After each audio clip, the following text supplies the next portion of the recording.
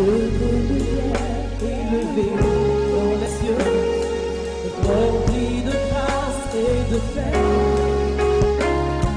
environné de louanges et de feu, de l'éternité. Pourquoi quitter ce palais de bonheur pour un sentier de misère? Après l'amour, les chemins de ton cœur se trouver nos prières. Reçois la gloire,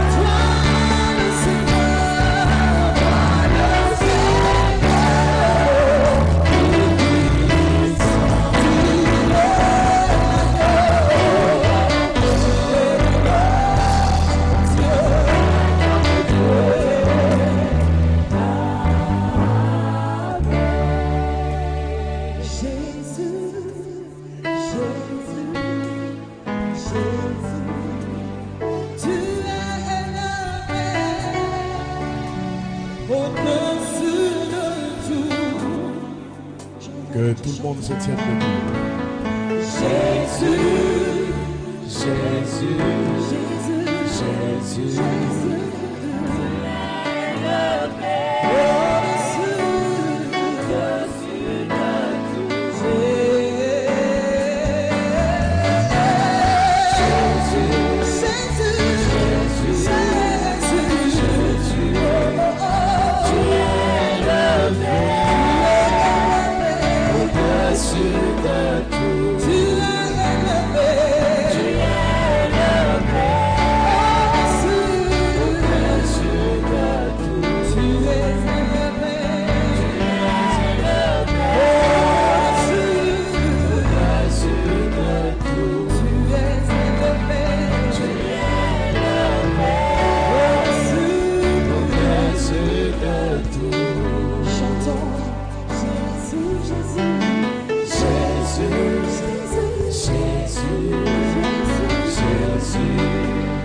tu es le Père, au-dessus de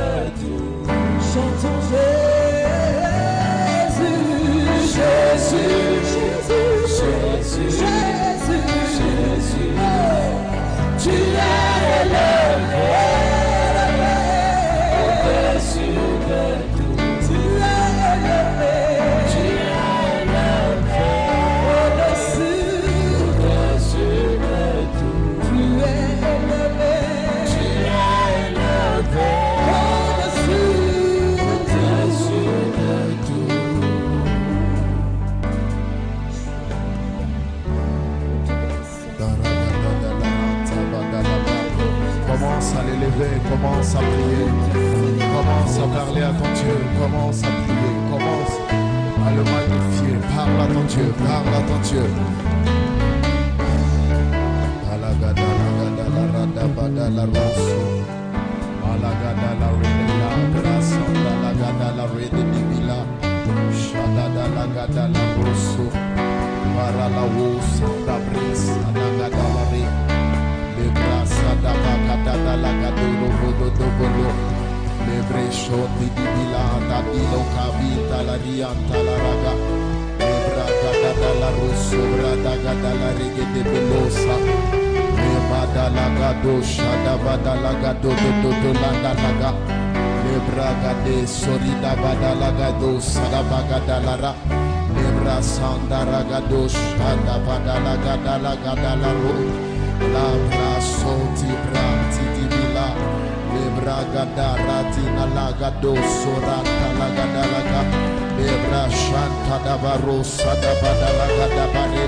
Lima soma nagada na babaro sada badala gado fama babare shiti bilati di bilo madala kinta na malo matindila plale kato matika tala lebolo malakala balose idala bakamfa la malako matika dololo la balakante le balakato mataka la bareka tana la breso la batala raga Basilo malakino la malakala balakosante lebra kadare bro kadabade kadala gadela gadala gadala regedebe la braga dala rita na la sada daba le mato katina la gadela gabara gadala gado santa le braso katana la breso manana naba le braga dana la gadola ragadina fampa regedebe losa lima sabatena la gadela gadala riko na masote na la gabada la re imakonda la gasara tana la braka tana la ga lo brasada bako matana na bresa braya daba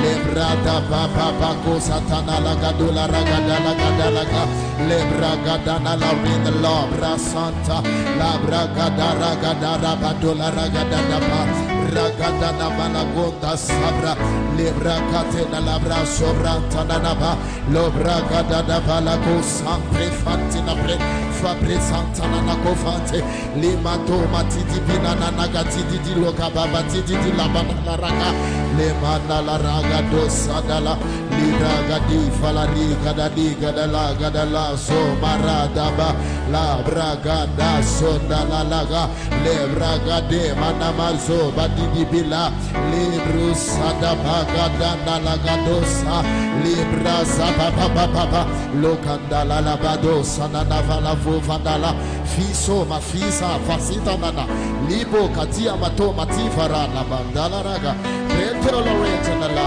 tolerate the La, Rouse sound the breed and the Fanka, Tona Makata, Sote, Libra can tolerate the love, Hanga Dolore, Laisante, Tanana Pacate, Libro Sante, Libra Catico, Paralagate. Loma sabate mandalaga, loma sante braso, libra sobrisata, baruso tomadaka batoni, ribro sambatona da basoti, ribrante lebraga da balawuso. Lord, Lord, shadaka da wo, ledana la gada la gada.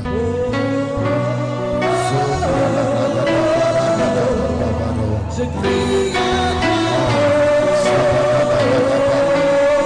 Chante. Chante plus fort. Je crie à toi.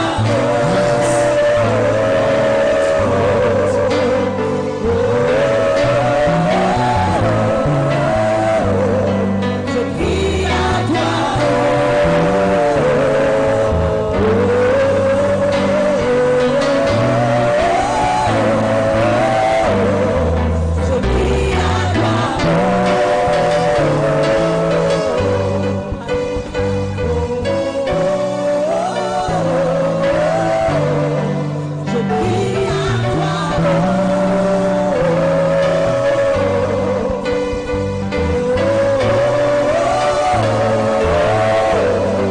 Je crie à toi.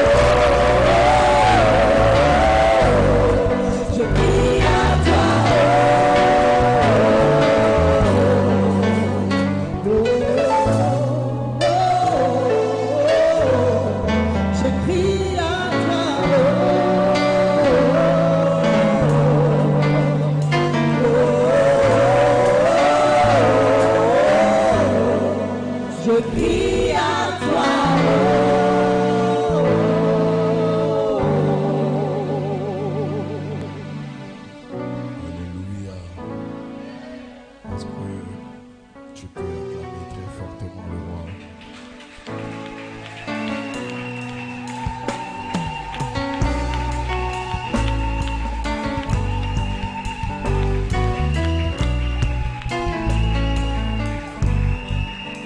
Est-ce que tu peux pousser des cris de joie vers le roi?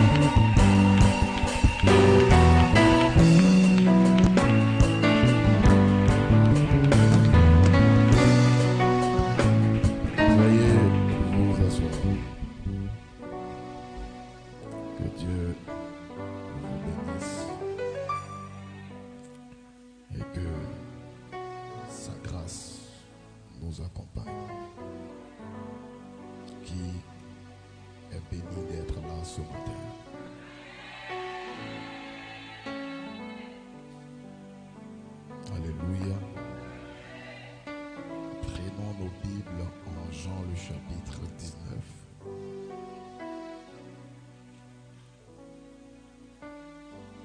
Depuis quelques dimanches, les messages que Dieu me donne de prêcher sont très messianiques et également très prophétiques.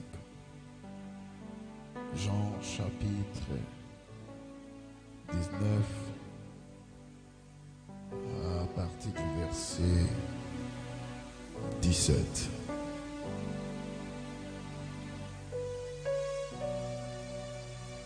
Pour l'honneur et le respect de la parole, veuillez vous tenir debout s'il vous plaît.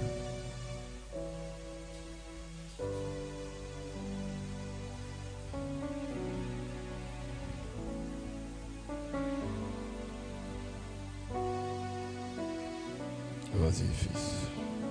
Jean chapitre 19, à partir du verset 17. Jésus, portant sa croix, arriva au lieu du crâne qui se nomme en hébreu Golgotha. C'est là qu'il fut crucifié, et deux autres avec lui, un de chaque côté, et Jésus au milieu. Pilate fit une inscription qu'il plaça sur la croix, et qui était ainsi conçue: Jésus de Nazareth, roi des Juifs. Beaucoup de Juifs lurent cette inscription parce que le lieu où Jésus fut crucifié était près de la ville. Elle était en hébreu, en grec et en latin. Les principaux sacrificateurs des Juifs dirent à Pilate: n'écris pas roi des Juifs, mais écris qu'il a dit: je suis roi des Juifs. Pilate répondit: ce que j'ai écrit, je l'ai écrit. Amen. Amen. Je reprends pour vous la lecture, vous pouvez vous asseoir. Jésus, portant sa croix, arriva au lieu du crâne qui se nomme en hébreu Golgotha. C'est là qu'il fut crucifié et deux autres avec lui, un de chaque côté, et Jésus au milieu. Pilate fit une inscription qu'il plaça sur la croix et qui était ainsi conçue: Jésus de Nazareth, roi des Juifs. Beaucoup de Juifs lurent cette inscription parce que le lieu où Jésus fut crucifié était près de la ville. Elle était en hébreu, en grec et en latin. Les principaux sacrificateurs des Juifs dirent à Pilate: n'écris pas roi des Juifs, mais écris qu'il a dit: je suis roi des Juifs. Pilate répondit: ce que j'ai écrit, je l'ai écrit. Verset 23. Les soldats, après avoir crucifié Jésus, prirent ses vêtements et ils en firent 4 parts, une pour chaque soldat. Ils prirent aussi sa tunique qui était sans couture, d'un seul tissu depuis le haut jusqu'en bas. Et ils dirent entre eux: ne la déchirons pas, mais tirons au sort à qui elle sera. Cela arriva afin que s'accomplisse cette parole de l'Écriture. Ils se sont partagés mes vêtements et ils ont tiré au sort ma tunique. Voilà ce que firent les soldats.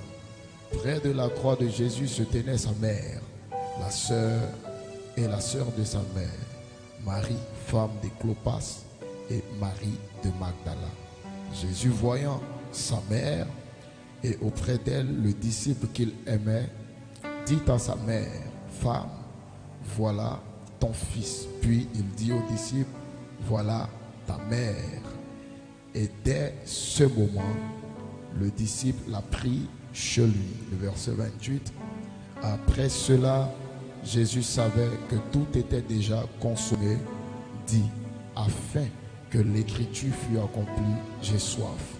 Il y avait là un vase plein de vinaigre. Les soldats en remplirent une éponge et l'ayant fixée sur une branche d'hysope, ils l'approchaient de sa bouche. Quand Jésus eut pris le vinaigre, il dit, tout est accompli. Et baissant la tête, il rendit l'esprit, dans la crainte que les corps ne restassent pas sur la croix pendant le sabbat, car c'était la préparation et ce jour de sabbat était un grand jour. Les Juifs demandèrent à Pilate qu'on rompît les jambes aux crucifiés et qu'on les enlevât. Les soldats vinrent donc et il rompit les jambes au premier, puis à l'autre qui avait été crucifié avec lui. S'étant approché de Jésus et le voyant déjà mort, il ne lui rompit pas les jambes, mais un des soldats lui perça le côté avec une lance. Aussitôt, il sortit du sang et de l'eau. Celui qui l'a vu en a rendu témoignage et son témoignage est vrai. Amen. Amen. Son témoignage est vrai et il sait qu'il dit vrai afin que vous croyiez aussi. Que ceux qui aiment la parole acclament royalement la parole.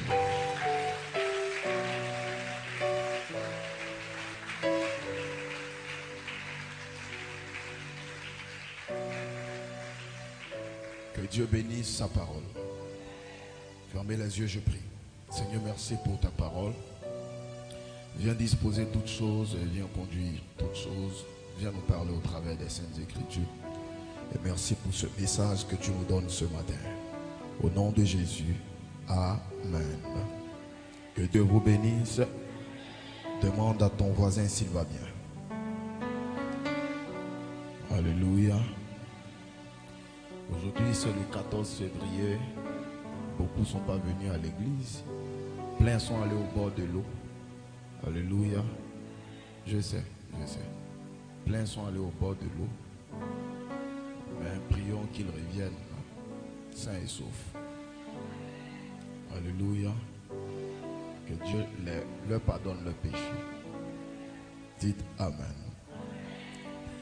Le vendredi dernier, nous avions eu une puissante soirée de délivrance, de bénédiction, de miracles, d'orientation. Une puissante soirée prophétique. Et à ce vendredi, j'ai annoncé que Rofeka de cette année aura pour thème la croix, la chair, le sang et l'eau. Alléluia. La croix, la chair, le sang et l'eau.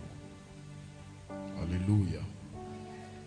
Et depuis dimanche dernier, Dieu est en train de me donner un message qui est sous forme de rappel à l'ordre et de retour à notre premier amour, de retour à notre conversion, parce que l'Église est en train de perdre peu à peu le fil conducteur. Nous sommes tous tombés dans le sensationnel Et aujourd'hui, c'est triste de voir une église où les chrétiens ne jeûnent plus, ils ne prient plus, ils ne jeûnent pas tant qu'ils n'ont pas de problème, ils ne jeûnent pas tant qu'on ne leur dit pas de jeûner, ils ne jeûnent pas tant que le prophète ne leur donne pas une révélation, ils ne jeûnent pas tant qu'on ne les poursuit pas en rêve, ils ne jeûnent pas tant qu'ils ne font pas des cauchemars. Et c'est triste de voir ça. L'église a perdu ses valeurs. L'église a perdu sa valeur de sainteté. L'église a perdu sa vie de sanctification. Et tout le monde est tombé dans le sensationnel. Dans Prophesy, Miracle, prophétique papa. C'est bien, c'est bon, mais il ne faut pas qu'on perde de vue l'essentiel. L'essentiel, c'est notre salut. Dis Amen. Dis Amen. Et c'est sur ces choses-là que le Seigneur me ramène un peu. Chaque fois que je suis en train de préparer un message pour le dimanche, c'est sur ces choses-là que Dieu me ramène. Et dans le texte que nous venons de lire, il est question de Jésus de Nazareth qui a été capturé et qui devait être crucifié, ou du moins qui a été crucifié même d'ailleurs, sur la croix. Alléluia. Donc Jésus était suspendu sur une croix. Le péché est entré dans le monde par un fruit qui était également suspendu sur un arbre. Jésus, qui est le Fils de Dieu, qui est Dieu et qui est la parole, a été lui également un fruit suspendu sur un bois. Alléluia. Et ce fruit-là avait pour mission de faire entrer dans l'humanité le salut, la grâce. Il avait pour mission de faire entrer dans l'humanité la preuve que Dieu aime ce monde qu'il a créé. Parce que la déchéance, le péché, la mort sont entrés dans le monde, sont entrés dans la vie du commun des mortels de par la consommation d'un fruit interdit. Dites Amen. Et quand le péché a été commis et quand le fruit a été consommé, quand l'homme a désobéi, c'est là que l'humanité a commencé à connaître ses déchéances, a commencé à connaître ses difficultés, la mort, les maladies, tout ce qui est imperfection, tout ce qui est souffrance et peine a commencé à ronger et à dominer le monde et l'humanité. Dites Amen.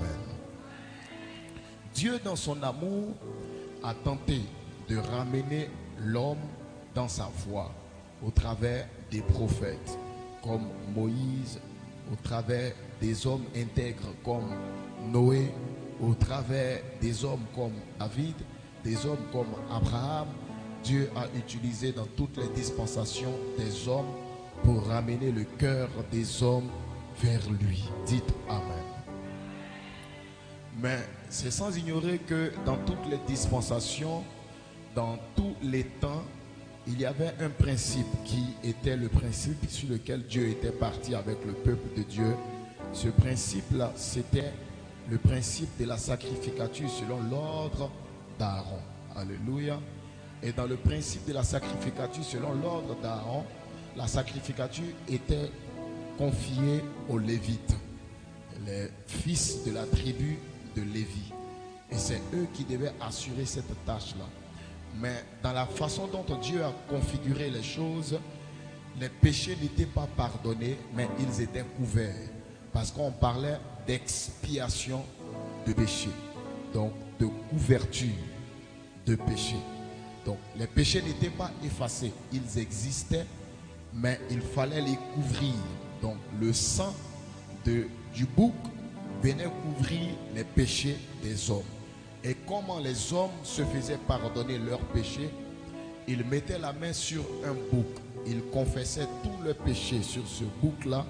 Donc, ils transféraient leur nature pécheresse à ce bouc-là. C'est ce que ça voulait dire. Et on envoyait le bouc dans le désert. Le bouc allait rencontrer un esprit, un démon qu'on appelle Azazel, qui est assimilé à l'ange de la mort. Je comprends que beaucoup d'entre vous ne comprendront pas un peu la profondeur de ce que j'explique, mais ce n'est pas ce que je vais vous expliquer en réalité. Alléluia. Je vais juste vous dire qu'avant, les péchés n'étaient pas pardonnés, les péchés étaient couverts. Et Dieu a vu que dans la comparaison, le sang d'un bouc ne peut pas pardonner les péchés d'un humain.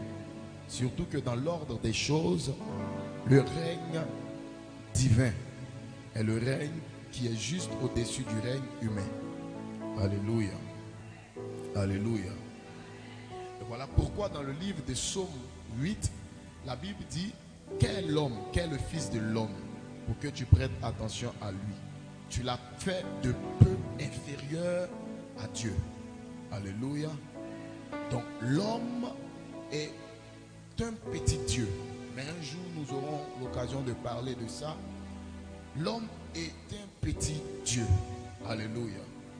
Donc, le sang d'un bouc ne peut pas pardonner les péchés d'un petit Dieu. Donc Dieu a vu ça et Dieu a compris et Dieu a réalisé, il a résolu également de sauver les hommes par le sang d'un homme Dieu. Voilà pourquoi il envoie son Fils unique sur la terre. Et quand son Fils unique vient sur la terre, il vient pour faire des miracles. Mais la chose essentielle pour laquelle Jésus était sur la terre, ce n'était pas pour les miracles. Jésus n'est pas venu pour faire les miracles. Jésus est venu pour trois choses. Il est venu pour apporter un message divin, parce que lui-même était un message. On dit au commencement était la parole était avec Dieu et la parole était Dieu. Donc lui-même était un message. Mais la deuxième chose principale et fondamentale pour laquelle Jésus était venu, il était venu pour la repentance des pécheurs. Et la dernière chose, il était venu pour se sacrifier pour que l'humanité tout entière croie en lui. Jean le chapitre 3, le verset 16. Car Dieu a tant aimé le monde qu'il a donné son Fils unique afin que quiconque croit en lui ne périsse point. Dites Amen. Alléluia. Donc nous sommes sauvés de par le sacrifice de Jésus à la croix. Nous sommes sauvés parce que Jésus est mort sur la croix. Et Jésus n'est pas venu mourir pour des gens parfaits. Jésus n'est pas venu mourir pour des gens saints. Il n'est pas venu mourir pour des gens purs, pour des gens sans tache, sans défaut. Il est venu mourir pour des gens imparfaits. Il est venu mourir pour des gens comme toi et moi. Il est venu mourir parce que nous sommes mauvais. Il est venu mourir parce que nous avons de vilains caractères. Nous avons une vilaine vie. Et c'est sa mort à la croix qui permet à notre vilaine vie de passer à une bonne qualité de vie. Voilà pourquoi la Bible dit: celui qui a le Fils en lui ne pêche point. Parce que quand tu acceptes Jésus, tu acceptes également de te conformer à la parole de Jésus. Jésus a dit: si vous m'aimez, gardez mes commandements. Alléluia. Alléluia. Le plus grand mal des textes bibliques, je le dis tous les jours, c'est la transition d'une langue à une autre langue. Le mot garder ici est différent du mot shamar. La Bible dit en Genèse le chapitre 1, quand Dieu finit de créer l'homme, Dieu a dit à l'homme: je te mets dans ce jardin pour que tu le gardes et le cultives. Le mot garder là, dont il était question, c'est dit en hébreu shamar. La Bible dit que quand Adam et Ève ont péché, Dieu a mis deux gardiens, deux anges gardiens, des chérubins à l'épée tournoyant pour garder le chemin de l'arbre de la vie éternelle. Le mot garder ici qu'on a utilisé, c'est le mot shamar. La Bible dit: par un prophète, Israël fut gardé, par un prophète, Israël sorti d'Égypte. Donc le mot garder qu'on a utilisé pour parler d'Israël quand il était gardé, c'est le mot shamar. Alléluia. Mais dans le texte de Jean, où Jésus dit: si vous m'aimez, gardez mes commandements, ce n'est pas le mot shamar qu'on a utilisé. Le mot qu'on a utilisé veut dire pratiquer. Donc si vous m'aimez, pratiquez mes commandements. Combien de chrétiens aujourd'hui se soucient de leur marche avec Dieu, se soucient de leur témoignage. Combien de chrétiens peuvent s'assumer en tant que chrétiens dans leur quartier? Combien de chrétiens font parler d'eux en tant que chrétiens dans leur quartier? Combien de chrétiens affirment, confessent leur foi dans leur quartier, dans leur lieu de travail? Combien de chrétiens confessent leur foi à la maison? De combien de chrétiens on est convaincu à la maison qu'ils sont vraiment chrétiens? C'est ça le témoignage. Combien de chrétiens sont conscients que Dieu est sacré? Aujourd'hui, même pour des cultes de dimanche, il y a des chrétiens qui ne viennent pas à l'heure à l'église. Même pour des cultes de dimanche, il y a des chrétiens qui s'absentent. Ils font de l'église buissonnaire. C'est-à-dire, ils viennent dimanche, l'autre dimanche, ils ne viennent pas. Combien de chrétiens ne viennent pas à l'église parce qu'ils sont fatigués? Souvent, j'entends des chrétiens qui me disent, je ne suis pas venu à l'église parce que j'étais trop fatigué. Ils ne sont pas encore bien convertis. Ils n'ont pas encore l'amour de Jésus dans leur cœur. Jésus dit, si vous m'aimez, gardez mes commandements. Si vous aimez Jésus, vous devez garder ses commandements. Si vous aimez Jésus, vous devez tendre vers la perfection. La Bible dit qu'il ne nous appelle pas à être parfait parce qu'il est lui seul. C'est lui seul qui doit être parfait et il est lui seul parfait. Mais il nous appelle à tendre à la perfection. Alléluia. Et aujourd'hui, nos chrétiens sont devenus des fanatiques. Il n'y a pas de véritable conversion dans nos églises. Les chrétiens viennent à l'église avec de mauvaises habitudes. D'autres n'ont pas encore abandonné certains vices, certains péchés. D'autres n'ont pas encore abandonné certains comportements. Et ils viennent, ils prient, ils chantent, d'autres tombent sous l'onction, d'autres sont baptisés du Saint-Esprit, mais ils ne sont pas encore enracinés en Christ. Il dit, si vous m'aimez, gardez mes commandements. Jésus n'est pas venu se promener sur la terre.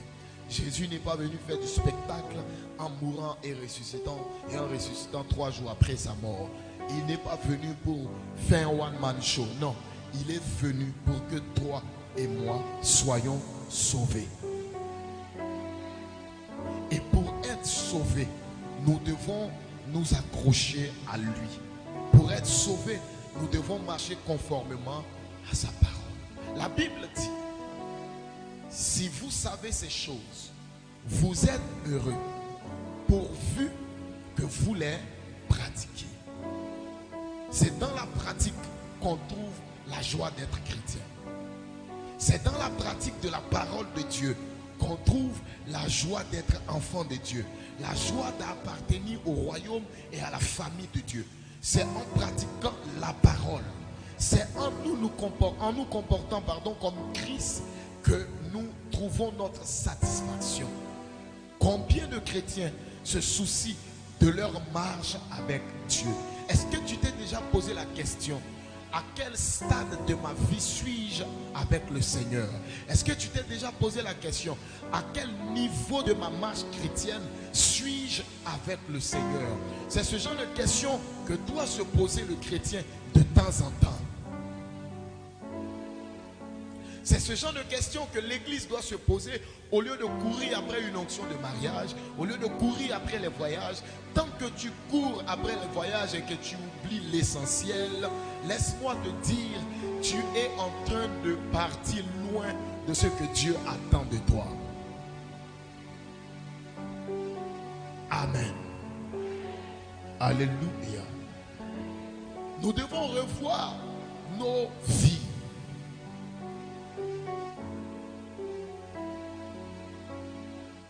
Revoir notre façon de marcher avec le Seigneur. Notre amour avec le Seigneur, pour le Seigneur. Écoutez, la Bible dit que quand l'apôtre Pierre a vu Jésus après sa résurrection et qu'il voulait suivre Jésus, qu'est-ce que Jésus lui a dit? Jésus lui a dit, Simon, retourne à ton premier amour.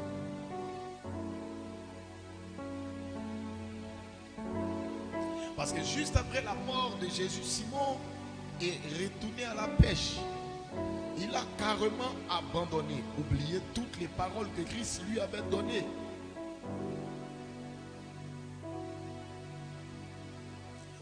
retourner à la pêche, à son ancienne vie, pour retourner dans son passé. Et quand Jésus se montre à nouveau à lui, Jésus lui dit, Simon, mais qu'est-ce que tu as? Qu'est-ce que tu as fait de ton premier amour? Qu'est-ce que tu as fait de l'amour que tu avais pour la parole? L'amour que tu avais pour l'évangile? Qu'est-ce que tu as fait de cet amour-là? Que l'église se réveille. Que l'église se ressaisisse. Où est l'amour que tu avais pour le Seigneur? Il y a des chrétiens qui se tapaient 1 heure de prière avant. Mais aujourd'hui, même pour faire 10 minutes dans la présence de Dieu, ils ont tous les problèmes. La lourdeur, l'assoupissement. Et ils se plaignent que Dieu ne les bénit pas. Non, écoute, la vie que tu avais avant et celle que tu as aujourd'hui doit t'interpeller. Ça n'a rien à voir avec Dieu ne te bénit pas. Ça n'a rien à voir. Mais tu as laissé un fil conducteur. Tu as quitté dans une démarche. Tu as quitté un chemin. Il faudra revenir dans le chemin. Il faudra revenir dans le chemin. Parce que le fait d'avoir donné sa vie à Christ, c'est aussi un engagement très sérieux. Et c'est l'engagement le plus sérieux d'une personne. Abandonner sa vie à Christ, c'est un engagement très sérieux. Et en même temps que c'est un engagement très sérieux, c'est une introduction également sur une plateforme spirituelle. Parce que comme disait mon frère un jour ici sur ce pupitre, la mort de Jésus à la croix a donné l'exclusivité à l'église d'avoir accès à une plateforme du monde spirituel. Et c'est sur cette plateforme-là que les chrétiens peuvent faire n'importe quelle chose au nom de Jésus-Christ de Nazareth. Alléluia. Mais beaucoup de chrétiens ont perdu leur vie de prière. Ils ne prient plus. Ils ne jeûnent plus.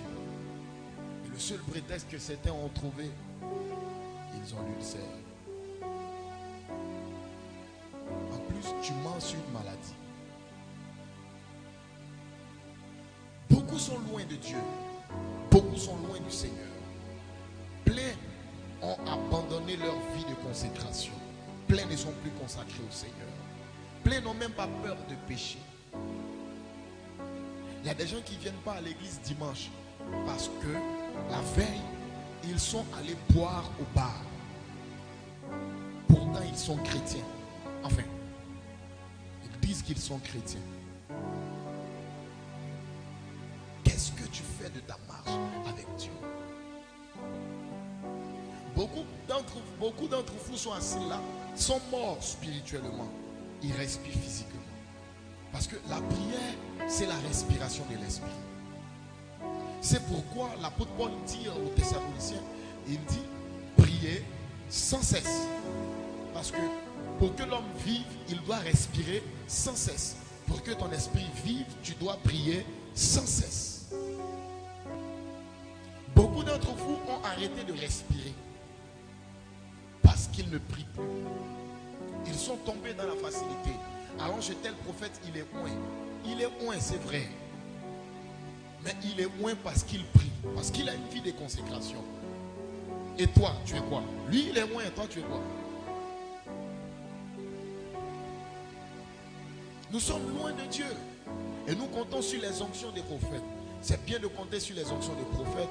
Mais il faut d'abord avoir une bonne relation avec ton Dieu.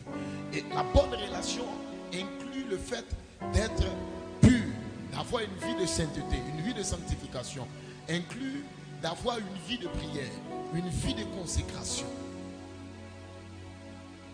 Dites Amen. Dites Amen. Et nous nous plaignons que Dieu ne nous bénit pas. Et les chrétiens, c'est pourquoi un jour ils m'ont invité à Lakota. C'était à Lakota. Ils m'ont invité à Lakota. Je disais au pasteur,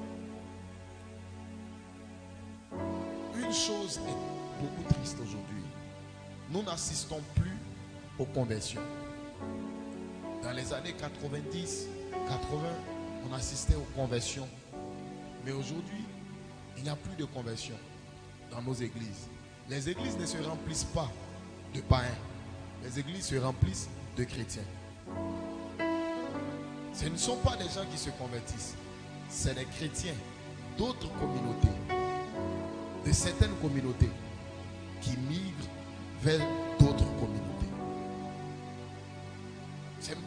Il n'y a plus de conversion dans nos églises.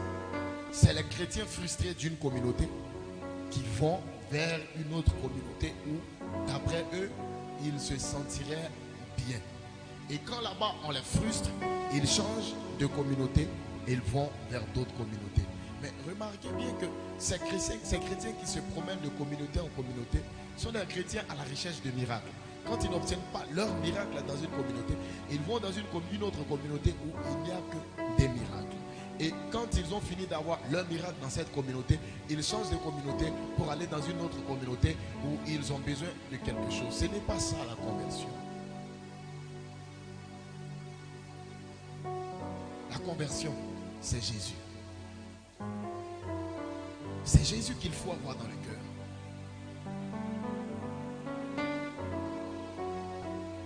Alléluia. C'est Jésus qu'il faut avoir dans le cœur. Jésus est venu pour que les brebis égarées du Père reviennent à lui. Voilà pourquoi dans sa prière sacerdotale, dans le même livre de Jean, au chapitre 17, quand Jésus prie, il dit quoi? Il dit, je n'ai perdu aucun de ceux que tu m'as donné. Si ce n'est le Fils, la perdition.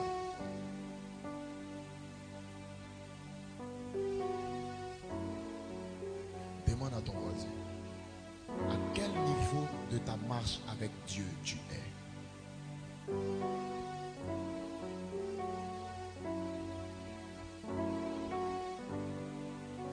Amen. Amen. Loin de moi la pensée d'être prétentieux. Je suis l'un des meilleurs prédicateurs de ma génération. J'essaie de démonter les saintes écritures et puis les reconstituer. Je connais ça. Alléluia. Nous, on a fait des concours de prédication quand on était au CM2. Et à l'époque, je pensais que je prêchais. Mais aujourd'hui, quand je m'écoute moi-même, j'applaudis. Alléluia. Je vais vous prêcher des messages d'espoir tous les dimanches. Des messages pour haranguer la foule. Pour que vous criez. Je vais vous prêcher ces messages-là. Est-ce que ces messages-là sont bons pour votre salut? Ce sont de bons messages. Mais la racine de tout ça, c'est l'évangile pur. Revenons à la parole. Revenons à la vie de sainteté. Parmi les 9 béatitudes, Jésus dit, heureux ceux qui ont le cœur pur, car ils verront Dieu. Aujourd'hui, nos frères n'ont pas de cœur pur, ils n'ont pas d'âme pure. La jalousie, l'hypocrisie, le mensonge,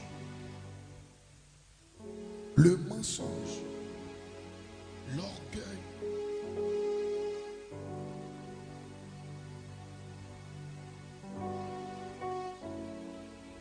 Et les chrétiens n'y prennent pas garde.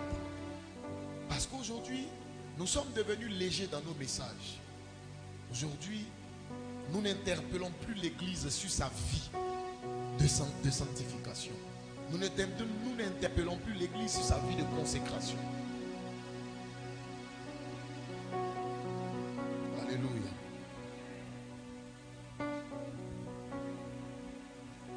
À quel stade de ta vie avec le Seigneur tu es en ce moment? Regarde-toi toi-même. Ta vie chrétienne d'avant et celle de maintenant.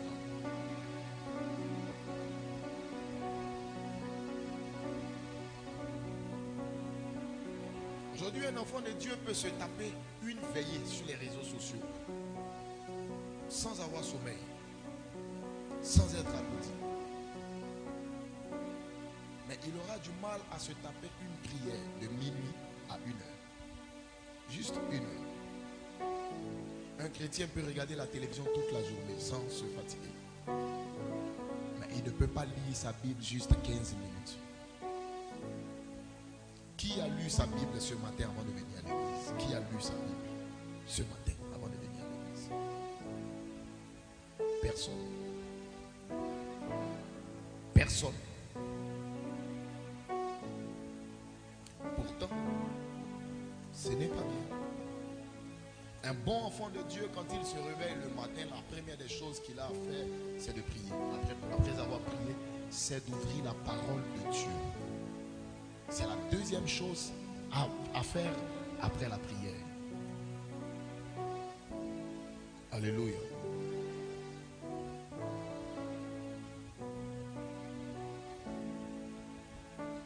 Combien de chrétiens lisent leur Bible?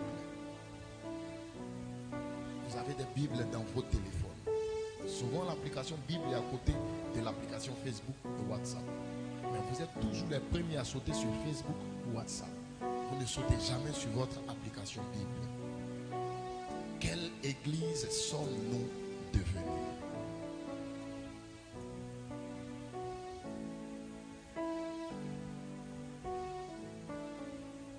Quelle église sommes-nous devenus?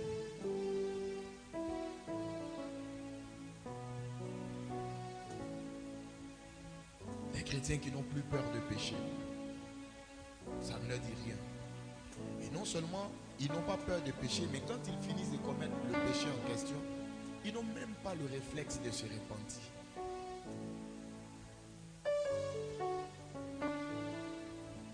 Ils n'ont même pas de remords.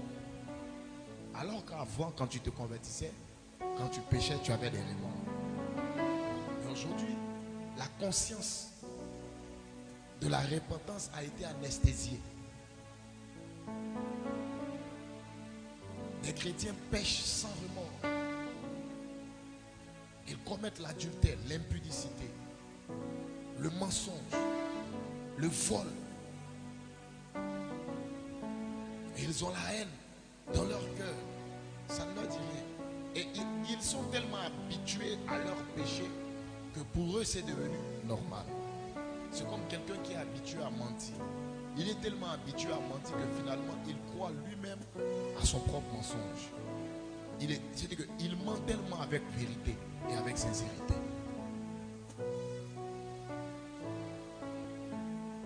Voilà pourquoi le prophète Élie a demandé au peuple d'Israël: à qui appartenez-vous? À Baal ou à l'Éternel Dieu? Il faut s'asseoir et il faut réfléchir. Le monde est en train de tendre vers sa fin. Et tous les signes de l'avènement de Jésus sont en train de s'accomplir. L'Église doit prendre conscience. C'est bien beau les messages. Non, mais prenons nos vies en main. Alléluia. Alléluia.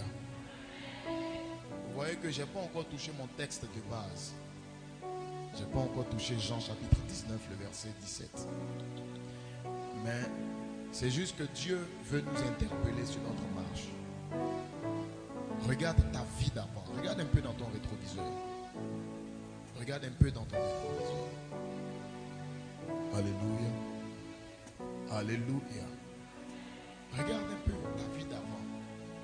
Ta vie de prière. Regarde un peu le zèle que tu avais pour la maison de Dieu. Le zèle que tu avais pour l'œuvre de Dieu. Regarde un peu la force avec laquelle tu te convertissais. L'amour, la joie que tu avais d'être enfant de Dieu. Est-ce que tu l'as toujours? Cette force, cette vie de prière, est-ce que tu l'as toujours? Cette vie de consécration, est-ce que tu l'as toujours?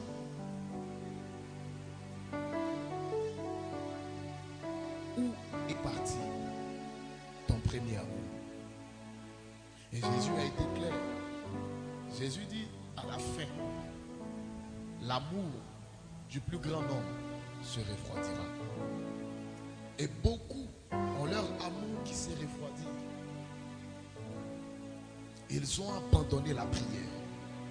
Ils ont abandonné le jeûne. Ils ne prient plus. Ils n'ont plus de relation avec Dieu. Ils ne prient plus. D'autres ne connaissent aucun texte, ils n'ont aucun fondement biblique eux-mêmes. Voilà pourquoi on leur ment, on les maltraite. Non, ça fait pitié.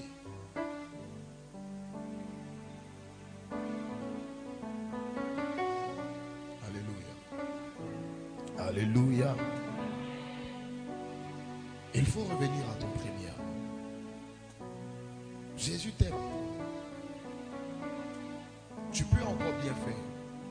Dieu a dit à Caïn, si tu agis bien, tu relèveras ta tête. Il n'est pas trop tard. Tu peux encore revenir. Revenir à ta vie de prière d'avant, ta vie de consécration. Revenir dans ta relation avec le Seigneur. Le Seigneur te veut près de lui. Il te veut à côté de lui. Tu es loin. Tu es loin de Dieu. Tu es très loin de Dieu. Tu es loin. Tu es loin de par la nouvelle vie que tu mènes maintenant. Tu es loin de ce qu'il attend de toi. Tu es loin des objectifs qu'il s'est fixés pour toi. Tu es loin de son plan. Tu es loin de sa volonté. Tu es loin, tu t'es éloigné. Tu ne pries plus. Tu ne jeûnes plus.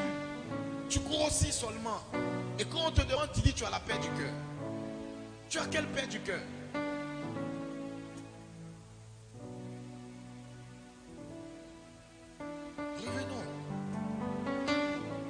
Revenons. Dis à ton voisin, revenons. Alléluia. Dites Amen.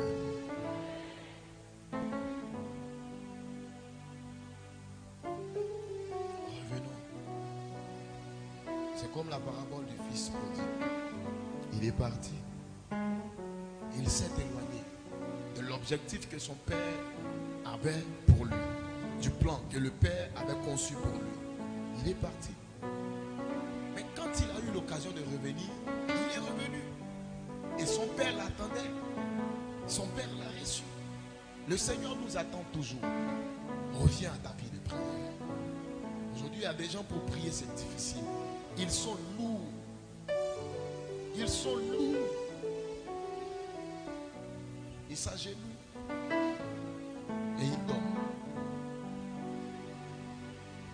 Et il y en a d'autres qui savent que ils ont du mal à prier. Mais ils prennent la position couchée pour prier. Tu as quel problème? Tu t'attends à quoi?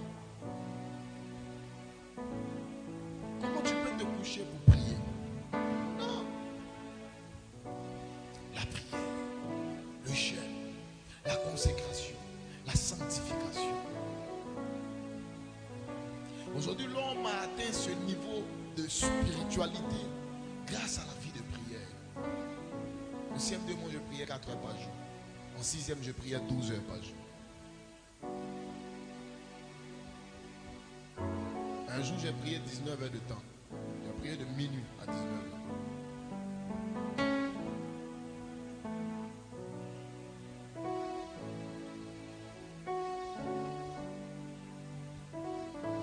La prière. Le jeûne. Moi, naturellement, je ne suis pas trop jeune. Mais la prière. La prière. L'apôtre Paul n'a pas dit jeûner sans cesse. Il a dit prier sans cesse. Donc moi, je prie sans cesse. La prière. Un jour, une de mes filles, l'amie de l'une de mes filles m'a rencontré dans la... Bon, elle m'a pas rencontré, elle m'a vu. Moi, je ne l'avais pas vu. Elle allait dire à ma fille, mais votre père spirituel là, il devient fou, il parle seul. Ma fille lui a dit, il ne parle pas seul. Il était juste en train de prier. Je marche dans la rue, je parle en langue, je prie. L'apôtre Paul dit, moi que vous voyez là, je parle en langue que vous tous. Pourquoi? Parce que l'apôtre Paul parle en langue partout où il est. La prière. La seule chose que vous pouvez envoyer dans le futur pour aller chercher une bénédiction, c'est la prière. C'est votre prière qui peut aller chercher une bénédiction dans le futur. La seule chose qui peut précipiter le bras de Dieu vers vous, c'est la prière. La seule chose qui peut vous donner de baigner dans certaines atmosphères prophétiques, c'est la prière. Alléluia. Alléluia. Tous les matins, je vais m'assurer m'assurer d'une seule chose. Je veux m'assurer que je suis proche du Seigneur. Et je ne suis pas loin de lui. Je veux d'abord avoir cette assurance-là. L'assurance que je ne suis pas loin de Dieu. L'assurance que je suis près de Dieu. Tous les jours, quand je me réveille le matin, c'est la première question que je me pose. Je suis couché, puis je me demande, est-ce que je suis près du Seigneur? Seigneur, garde-moi près de toi. Je veux être près de toi. Je veux être où tu es.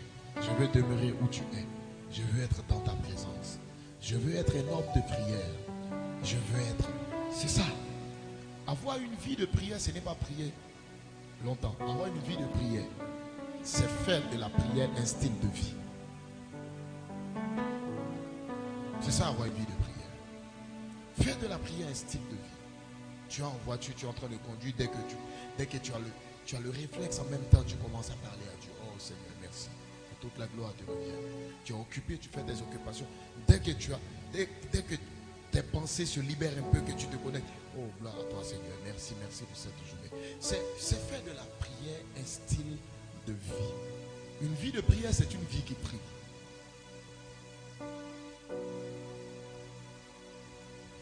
Alléluia. Alléluia. Reviens à ton premier amour. Dis-le à ton voisin. Reviens à ton premier amour. Alléluia. Revenons au Seigneur. Nous sommes loin. Tu es loin. Regarde ta vie toi-même. Le problème c'est quoi? C'est que quand nous nous convertissons tous, tout le monde est passé par là. Quand vous êtes tous convertis, dans les premiers mois, tout ce que vous avez demandé à Dieu, il vous l'a donné. Alléluia. Quand vous vous convertissez dans les premiers mois, tout ce que vous demandez à Dieu, il vous l'accorde. Mais, à un moment donné, quand votre vie de prière commence à avoir des fantaisies, quand votre vie de jeûne commence à avoir des fantaisies, il y a des gens qui jeûnent de minuit, même pas de minuit, de 6 heures à 10 heures. Alléluia. De 6 heures à 10 heures. Où est passée ta vie de consécration?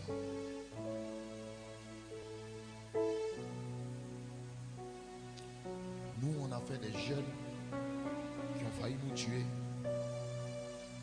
Moi, je suis allé jeûner sur l'île Boulay. Je suis un jeune et puis je saigne des oreilles. Et le propriétaire du camp de prière là-même était énervé. Il dit, il ne faut pas que tu vas mourir dans mon camp ici. Il a dit à Dieu, tant que tu ne te montres pas à moi, je ne descends pas de ce jeûne. C'est que je vais mourir, il va te trouver là-bas. Puis tu vas me dire, pourquoi tu ne me donnes pas ce qu'il t'a demandé? Je saignais, mais je n'arrêtais pas. Jusqu'à ce que le Seigneur se montre à moi et qu'il me parle. Parce qu'on voulait faire son œuvre. Nous avons été consacrés. Nous avons consacré notre jeunesse à Dieu. Alléluia. Depuis que l'homme a 8-9 ans, il est consacré à Dieu.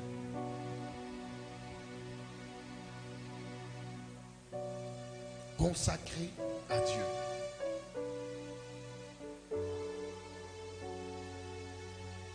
Et Dieu n'a pas tort de me récompenser et de nous récompenser avec les grâces excellentes qu'il nous a accordées. Parce que Dieu connaît les sacrifices que nous avons faits pour lui. Mais toi, où est ta vie de consécration? Combien d'entre nous prêchent l'évangile aujourd'hui? C'était honte même de prêcher l'évangile. Non pas parce que l'évangile est une mauvaise chose, mais parce que eux-mêmes ils se reprochent d'abord des choses. Ils ne se trouvent pas dignes de prêcher cet évangile-là. Sinon, pour un homme qui sait qu'il est enfant de Dieu, il n'a pas honte de prêcher l'évangile. Il parle de son Jésus. Voilà pourquoi l'apôtre Paul dit, je n'ai point honte de l'évangile. Parce qu'il n'a rien à se reprocher en fait. Il a une vie de consécration. Il est mis à part pour Dieu. Est-ce que toi tu peux te mettre à part pour Dieu? Je disais un jour que la consécration se définit selon les niveaux. La consécration, c'est refuser de satisfaire sa chair. Pour prouver à Dieu, qu'on s'est mis à part pour lui. C'est ça. Reviens à ton premier amour. C'est tout le message de ce matin. Reviens à ton premier amour. Que Dieu nous bénisse. Acclame très fortement le Seigneur.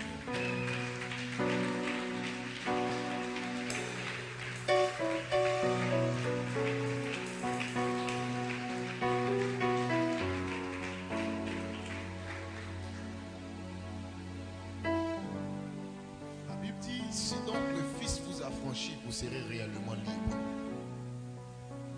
Quand tu as Jésus, tu es libre. Tu es vraiment libre. Tu vas prier. Nous allons revenir ce matin au Seigneur. Vous avez sans doute un péché qui vous empêche de vous approcher du Seigneur. Vous allez dire à Dieu que vous êtes faible. Tu vas dire à Dieu, Seigneur, je suis faible. Je veux revenir à toi. Je suis faible de par ce péché. Je suis faible de par ce comportement. C'est ce comportement qui m'empêche de revenir à toi. Je te demande pardon, Seigneur. Je reviens à toi. Prie et parle à Dieu.